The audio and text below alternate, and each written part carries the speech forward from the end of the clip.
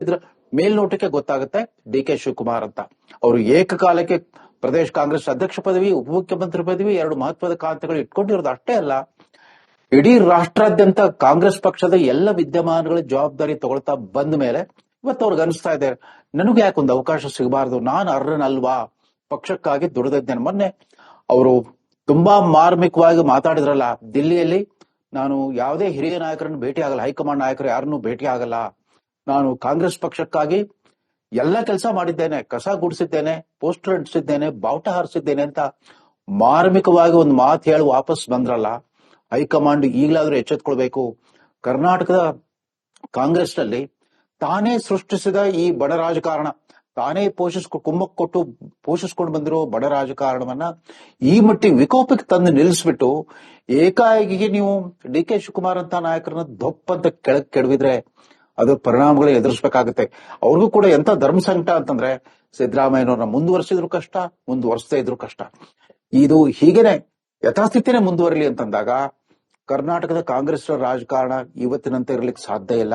ಮುಂದೆಂದೂ ಇದೇ ವಾತಾವರಣ ಮುಂದುವರ್ಲಿಕ್ಕೆ ಸಾಧ್ಯವೇ ಇಲ್ಲ. ಯಾಕಂದ್ರೆ ಹೈಕಮಾಂಡ್ ಕುಮ್ಮಕ್ಕಿನಿಂದಲೇ ನಡೀತಾ ಬಂದ ಈ ಬಣ ರಾಜಕೀಯ ಇವತ್ತು ಮನಸ್ಸುಗಳು ಒಡೆದೋಗ್ಬಿಟ್ಟಿದೆ. ಎರಡೂ ಬಣಗಳ ನಡುವೆ ಮನಸ್ಸು ಮುರಿದು ಹೋಗ್ಬಿಟ್ಟಿದೆ.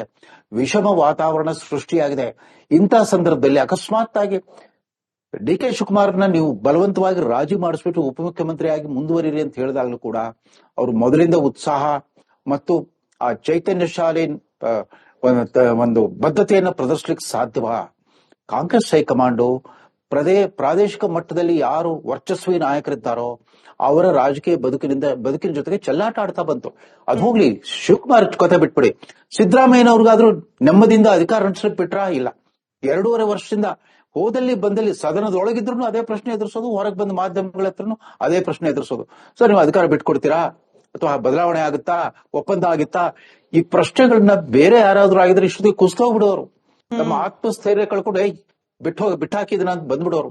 ಸಿದ್ದರಾಮಯ್ಯನವ್ರಿಗೆ ಅವರ ಸುದೀರ್ಘವಾದ ಅನುಭವ ಇರೋದ್ರಿಂದ, ಒಂದು ಅವರ ಸ್ವಭಾವ ಸಹಜವಾದ ಒಂದು ತಾಳ್ಮೆಯನ್ನು ರೂಢಿಸಿಕೊಂಡಿರೋದ್ರಿಂದ, ಜೊತೆಗೆ ರಾಜಕೀಯ ಚಾಣಾಕ್ಷತೆಯನ್ನು ಕೂಡ ರೂಢಿಸಿಕೊಂಡಿರೋದ್ರಿಂದ ಹಾಗೂ ಹೀಗೂ ಎಳಿತಾ ಬಂದ್ಬಿಟ್ರು. 2.5 ವರ್ಷ ರಥ ಎಳ್ಕೊಂಡು ಬಂದ್ಬಿಟ್ಟಿದ್ದಾರೆ.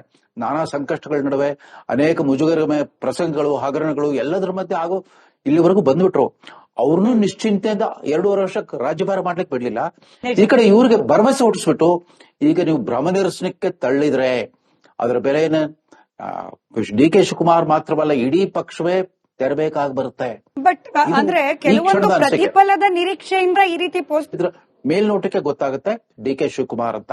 ಅವರು ಏಕಕಾಲಕ್ಕೆ ಪ್ರದೇಶ ಕಾಂಗ್ರೆಸ್ ಅಧ್ಯಕ್ಷ ಪದವಿ, ಉಪಮುಖ್ಯಮಂತ್ರಿ ಪದವಿ, 2 ಮಹತ್ವದ ಖಾತೆಗಳು ಇಟ್ಕೊಂಡಿರೋದು ಅಷ್ಟೇ ಅಲ್ಲ, ಇಡೀ ರಾಷ್ಟ್ರಾದ್ಯಂತ ಕಾಂಗ್ರೆಸ್ ಪಕ್ಷದ ಎಲ್ಲ ವಿದ್ಯಮಾನಗಳ ಜವಾಬ್ದಾರಿ ತಗೊಳ್ತಾ ಬಂದ ಮೇಲೆ ಇವತ್ತು ಅವ್ರಿಗೆ ಅನಿಸ್ತಾ ಇದೆ, ನನಗೆ ಯಾಕೊಂದು ಅವಕಾಶ ಸಿಗಬಾರದು, ನಾನು ಅರ್ಹನಲ್ವಾ, ಪಕ್ಷಕ್ಕಾಗಿ ದುಡಿದಿದ್ದೇನೆ. ಮೊನ್ನೆ ಅವರು ತುಂಬಾ ಮಾರ್ಮಿಕವಾಗಿ ಮಾತಾಡಿದ್ರಲ್ಲ ದಿಲ್ಲಿಯಲ್ಲಿ, ನಾನು ಯಾವುದೇ ಹಿರಿಯ ನಾಯಕರನ್ನು ಭೇಟಿ ಆಗಲ್ಲ, ಹೈಕಮಾಂಡ್ ನಾಯಕರು ಯಾರನ್ನೂ ಭೇಟಿ ಆಗಲ್ಲ, ನಾನು ಕಾಂಗ್ರೆಸ್ ಪಕ್ಷಕ್ಕಾಗಿ ಎಲ್ಲ ಕೆಲಸ ಮಾಡಿದ್ದೇನೆ, ಕಸ ಗುಡಿಸಿದ್ದೇನೆ, ಪೋಸ್ಟರ್ ಅಂಟಿಸಿದ್ದೇನೆ, ಬಾವುಟ ಹಾರಿಸಿದ್ದೇನೆ ಅಂತ ಮಾರ್ಮಿಕವಾಗಿ ಒಂದು ಮಾತು ಹೇಳಿ ವಾಪಸ್ ಬಂದ್ರಲ್ಲ. ಹೈಕಮಾಂಡ್ ಈಗಲಾದ್ರೂ ಎಚ್ಚೆತ್ಕೊಳ್ಬೇಕು. ಕರ್ನಾಟಕದ ಕಾಂಗ್ರೆಸ್ ನಲ್ಲಿ ತಾನೇ ಸೃಷ್ಟಿಸಿದ ಈ ಬಡ ರಾಜಕಾರಣ, ತಾನೇ ಕುಮ್ಮಕ್ ಕೊಟ್ಟು ಪೋಷಿಸ್ಕೊಂಡು ಬಂದಿರೋ ಬಡ ರಾಜಕಾರಣವನ್ನ ಈ ಮಟ್ಟಿಗೆ ವಿಕೋಪಕ್ಕೆ ತಂದು ನಿಲ್ಲಿಸ್ಬಿಟ್ಟು ಏಕಾಏಕಿಗೆ ನೀವು ಡಿ ಕೆ ಶಿವಕುಮಾರ್ ಅಂತ ನಾಯಕರನ್ನ ದೊಪ್ಪ ಅಂತ ಕೆಳಗ್ ಕೆಡವಿದ್ರೆ ಅದ್ರ ಪರಿಣಾಮಗಳು ಎದುರಿಸಬೇಕಾಗುತ್ತೆ. ಅವ್ರಿಗೂ ಕೂಡ ಎಂತ ಧರ್ಮ ಸಂಕಟ ಅಂತಂದ್ರೆ, ಸಿದ್ದರಾಮಯ್ಯನವ್ರನ್ನ ಮುಂದುವರೆಸಿದ್ರು ಕಷ್ಟ, ಮುಂದುವರಿಸದೇ ಇದ್ರು ಕಷ್ಟ. ಇದು ಹೀಗೇನೆ ಯಥಾಸ್ಥಿತಿನೇ ಮುಂದುವರಲಿ ಅಂತಂದಾಗ ಕರ್ನಾಟಕದ ಕಾಂಗ್ರೆಸ್ ರಾಜಕಾರಣ ಇವತ್ತಿನಂತೆ ಇರ್ಲಿಕ್ಕೆ ಸಾಧ್ಯ ಇಲ್ಲ. ಮುಂದೆಂದೂ ಇದೇ ವಾತಾವರಣ ಮುಂದುವರ್ಲಿಕ್ಕೆ ಸಾಧ್ಯವೇ ಇಲ್ಲ. ಯಾಕಂದ್ರೆ ಹೈಕಮಾಂಡ್ ಕುಮ್ಮಕ್ಕಿನಿಂದಲೇ ನಡೀತಾ ಬಂದ ಈ ಬಣ ರಾಜಕೀಯ ಇವತ್ತು ಮನಸ್ಸುಗಳು ಒಡೆದೋಗ್ಬಿಟ್ಟಿದೆ. ಎರಡೂ ಬಣಗಳ ನಡುವೆ ಮನಸ್ಸು ಮುರಿದು ಹೋಗ್ಬಿಟ್ಟಿದೆ. ವಿಷಮ ವಾತಾವರಣ ಸೃಷ್ಟಿಯಾಗಿದೆ. ಇಂಥ ಸಂದರ್ಭದಲ್ಲಿ ಅಕಸ್ಮಾತ್ ಆಗಿ ಡಿ ಕೆ ಶಿವಕುಮಾರ್ನ ನೀವು ಬಲವಂತವಾಗಿ ರಾಜಿ ಮಾಡಿಸ್ಬಿಟ್ಟು ಉಪಮುಖ್ಯಮಂತ್ರಿಯಾಗಿ ಮುಂದುವರಿರಿ ಅಂತ ಹೇಳಿದಾಗ್ಲೂ ಕೂಡ ಅವ್ರು ಮೊದಲಿಂದ ಉತ್ಸಾಹ ಮತ್ತು ಆ ಚೈತನ್ಯ ಶಾಲೆ ಒಂದು ಬದ್ಧತೆಯನ್ನ ಪ್ರದರ್ಶಿಸಲಿಕ್ಕೆ ಸಾಧ್ಯವಾ? ಕಾಂಗ್ರೆಸ್ ಹೈಕಮಾಂಡು ಪ್ರಾದೇಶಿಕ ಮಟ್ಟದಲ್ಲಿ ಯಾರು ವರ್ಚಸ್ವಿ ನಾಯಕರಿದ್ದಾರೋ ಅವರ ರಾಜಕೀಯ ಬದುಕಿನ ಜೊತೆಗೆ ಚೆಲ್ಲಾಟ ಆಡ್ತಾ ಬಂತು. ಅದು ಹೋಗ್ಲಿ, ಶಿವಕುಮಾರ್ ಕತೆ ಬಿಟ್ಬಿಡಿ, ಸಿದ್ದರಾಮಯ್ಯನವ್ರಿಗಾದ್ರೂ ನೆಮ್ಮದಿಯಿಂದ ಅಧಿಕಾರ ನಡೆಸಲಿಕ್ಕೆ ಬಿಟ್ರಾ? ಇಲ್ಲ. 2.5 ವರ್ಷದಿಂದ ಹೋದಲ್ಲಿ ಬಂದಲ್ಲಿ ಸದನದೊಳಗಿದ್ರು ಅದೇ ಪ್ರಶ್ನೆ ಎದುರಿಸೋದು, ಹೊರಗೆ ಬಂದ ಮಾಧ್ಯಮಗಳ ಹತ್ರನು ಅದೇ ಪ್ರಶ್ನೆ ಎದುರಿಸೋದು.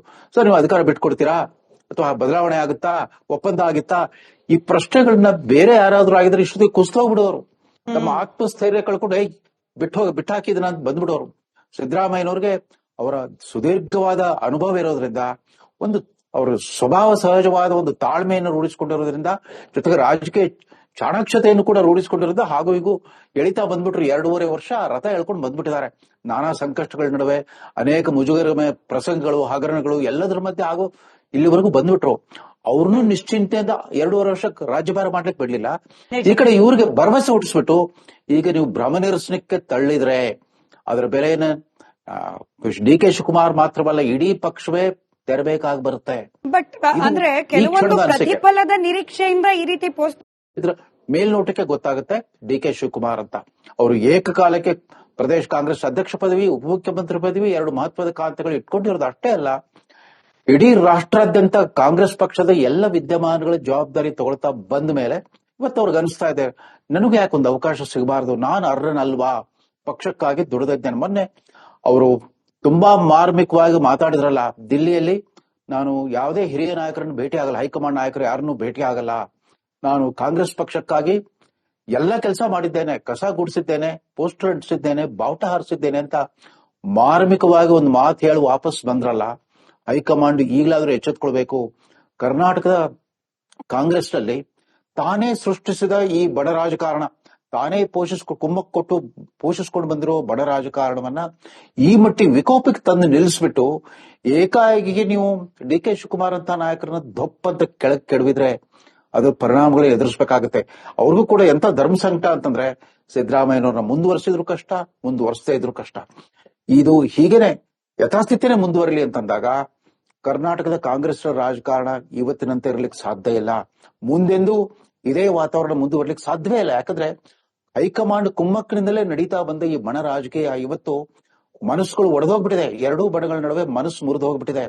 ವಿಷಮ ವಾತಾವರಣ ಸೃಷ್ಟಿಯಾಗಿದೆ. ಇಂಥ ಸಂದರ್ಭದಲ್ಲಿ ಅಕಸ್ಮಾತ್ ಆಗಿ ಡಿ ಕೆ ಶಿವಕುಮಾರ್ನ ನೀವು ಬಲವಂತವಾಗಿ ರಾಜಿ ಮಾಡಿಸ್ಬಿಟ್ಟು ಉಪಮುಖ್ಯಮಂತ್ರಿಯಾಗಿ ಮುಂದುವರಿರಿ ಅಂತ ಹೇಳಿದಾಗ್ಲೂ ಕೂಡ ಅವರು ಮೊದಲಿಂದ ಉತ್ಸಾಹ ಮತ್ತು ಆ ಚೈತನ್ಯಶಾಲಿ ಒಂದು ಬದ್ಧತೆಯನ್ನ ಪ್ರದರ್ಶಿಸಲಿಕ್ಕೆ ಸಾಧ್ಯವಾ?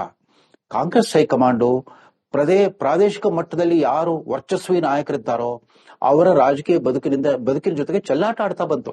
ಅದು ಹೋಗ್ಲಿ, ಶಿವಕುಮಾರ್ ಕಥೆ ಬಿಟ್ಬಿಡಿ. ಸಿದ್ದರಾಮಯ್ಯನವ್ರಿಗಾದ್ರೂ ನೆಮ್ಮದಿಯಿಂದ ಅಧಿಕಾರ ನಡೆಸಲಿಕ್ಕೆ ಬಿಟ್ರಾ? ಇಲ್ಲ. 2.5 ವರ್ಷದಿಂದ ಹೋದಲ್ಲಿ ಬಂದಲ್ಲಿ ಸದನದೊಳಗಿದ್ರು ಅದೇ ಪ್ರಶ್ನೆ ಎದುರಿಸೋದು, ಹೊರಗೆ ಬಂದ ಮಾಧ್ಯಮಗಳ ಹತ್ರನು ಅದೇ ಪ್ರಶ್ನೆ ಎದುರಿಸೋದು. ಸೊ ನೀವು ಅಧಿಕಾರ ಬಿಟ್ಕೊಡ್ತೀರಾ ಅಥವಾ ಬದಲಾವಣೆ ಆಗುತ್ತಾ, ಒಪ್ಪಂದ ಆಗುತ್ತಾ, ಈ ಪ್ರಶ್ನೆಗಳನ್ನ ಬೇರೆ ಯಾರಾದ್ರೂ ಆಗಿದ್ರೆ ಇಷ್ಟೊತ್ತಿಗೆ ಕುಸ್ತೋಗ್ಬಿಡೋರು. ತಮ್ಮ ಆತ್ಮಸ್ಥೈರ್ಯ ಕಳ್ಕೊಂಡು ಬಿಟ್ಟಾಕಿದನ ಅಂತ ಬಂದ್ಬಿಡೋರು. ಸಿದ್ದರಾಮಯ್ಯನವ್ರಿಗೆ ಅವರ ಸುದೀರ್ಘವಾದ ಅನುಭವ ಇರೋದ್ರಿಂದ, ಒಂದು ಅವರ ಸ್ವಭಾವ ಸಹಜವಾದ ಒಂದು ತಾಳ್ಮೆಯನ್ನು ರೂಢಿಸಿಕೊಂಡಿರೋದ್ರಿಂದ, ಜೊತೆಗೆ ರಾಜಕೀಯ ಚಾಣಾಕ್ಷತೆಯನ್ನು ಕೂಡ ರೂಢಿಸಿಕೊಂಡಿರೋದು ಹಾಗೂ ಹೀಗೂ ಎಳಿತಾ ಬಂದ್ಬಿಟ್ರು. 2.5 ವರ್ಷ ರಥ ಎಳ್ಕೊಂಡು ಬಂದ್ಬಿಟ್ಟಿದ್ದಾರೆ.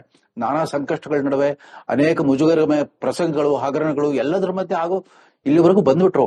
ಅವ್ರನ್ನೂ ನಿಶ್ಚಿಂತೆಯಿಂದ 2.5 ವರ್ಷಕ್ಕೆ ರಾಜ್ಯಭಾರ ಮಾಡ್ಲಿಕ್ಕೆ ಬಿಡ್ಲಿಲ್ಲ. ಈ ಕಡೆ ಇವ್ರಿಗೆ ಭರವಸೆ ಹುಟ್ಟಿಸ್ಬಿಟ್ಟು ಈಗ ನೀವು ಭ್ರಮ ನಿರಸನಕ್ಕೆ ತಳ್ಳಿದ್ರೆ ಅದರ ಬೆಲೆಯನ್ನ ಡಿ ಕೆ ಶಿವಕುಮಾರ್ ಮಾತ್ರವಲ್ಲ, ಇಡೀ ಪಕ್ಷವೇ ತೆರಬೇಕಾಗಿ ಬರುತ್ತೆ. ಬಟ್ ಅಂದ್ರೆ ಕೆಲವೊಂದು ಪ್ರತಿಫಲದ ನಿರೀಕ್ಷೆಯಿಂದ ಈ ರೀತಿ ಪೋಸ್ಟ್ ಇದ್ರ ಮೇಲ್ನೋಟಕ್ಕೆ ಗೊತ್ತಾಗುತ್ತೆ ಡಿ ಕೆ ಶಿವಕುಮಾರ್ ಅಂತ. ಅವರು ಏಕಕಾಲಕ್ಕೆ ಪ್ರದೇಶ ಕಾಂಗ್ರೆಸ್ ಅಧ್ಯಕ್ಷ ಪದವಿ, ಉಪಮುಖ್ಯಮಂತ್ರಿ ಪದವಿ, 2 ಮಹತ್ವದ ಖಾತೆಗಳು ಇಟ್ಕೊಂಡಿರೋದು ಅಷ್ಟೇ ಅಲ್ಲ, ಇಡೀ ರಾಷ್ಟ್ರಾದ್ಯಂತ ಕಾಂಗ್ರೆಸ್ ಪಕ್ಷದ ಎಲ್ಲ ವಿದ್ಯಮಾನಗಳ ಜವಾಬ್ದಾರಿ ತಗೊಳ್ತಾ ಬಂದ ಮೇಲೆ ಇವತ್ತು ಅವ್ರಿಗೆ ಅನಿಸ್ತಾ ಇದೆ, ನನಗೆ ಯಾಕೊಂದು ಅವಕಾಶ ಸಿಗಬಾರದು, ನಾನು ಅರ್ಹನಲ್ವಾ, ಪಕ್ಷಕ್ಕಾಗಿ ದುಡಿದಿದ್ದೇನೆ. ಮೊನ್ನೆ ಅವರು ತುಂಬಾ ಮಾರ್ಮಿಕವಾಗಿ ಮಾತಾಡಿದ್ರಲ್ಲ, ದಿಲ್ಲಿಯಲ್ಲಿ ನಾನು ಯಾವುದೇ ಹಿರಿಯ ನಾಯಕರನ್ನು ಭೇಟಿ ಆಗಲ್ಲ, ಹೈಕಮಾಂಡ್ ನಾಯಕರು ಯಾರನ್ನೂ ಭೇಟಿ ಆಗಲ್ಲ, ನಾನು ಕಾಂಗ್ರೆಸ್ ಪಕ್ಷಕ್ಕಾಗಿ ಎಲ್ಲ ಕೆಲಸ ಮಾಡಿದ್ದೇನೆ, ಕಸ ಗುಡಿಸಿದ್ದೇನೆ, ಪೋಸ್ಟರ್ ಅಂಟಿಸಿದ್ದೇನೆ, ಬಾವುಟ ಹಾರಿಸಿದ್ದೇನೆ ಅಂತ ಮಾರ್ಮಿಕವಾಗಿ ಒಂದು ಮಾತು ಹೇಳಿ ವಾಪಸ್ ಬಂದ್ರಲ್ಲ. ಹೈಕಮಾಂಡ್ ಈಗಲಾದ್ರೂ ಎಚ್ಚೆತ್ಕೊಳ್ಬೇಕು.